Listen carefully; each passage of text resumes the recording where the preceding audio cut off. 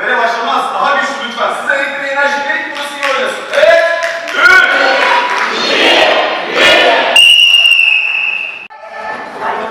Hadi gel. Kızım hadi alsana içeri ya. Daha yeni gitti. Dur bakalım. Mahalleden de çıktı Mahalleden de çıktı. Hadi hemen.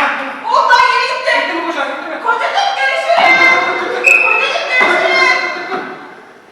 Gitti mi kocam gitti mi? Gitti daha yeni gitti. Hadi. Gitti daha yeni gitti. Gitti mi kocam gitti mi? Kocacığım görüşürüz. Kocacığım görüşürüz.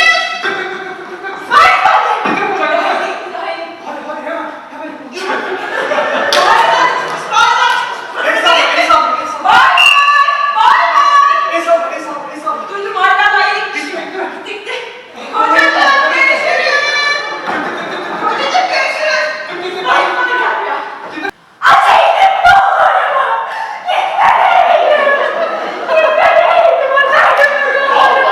Birinci hamle neydi ilk yardım? Hatırlayalım. İlk önce kalp mesajı yapıyoruz. 1, 2, 3.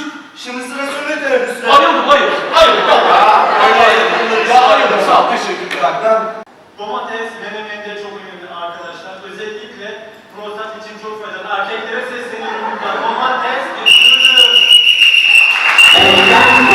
Az ye, tamam mı? Bende hemoroid var, az ye, tamam mı? Hemoroid var bende, az ye, tamam mı? Hemoroid var bende, az ye, tamam mı? Kaporta kalsın. Bırak kalsın. Kaporta kalsın abi.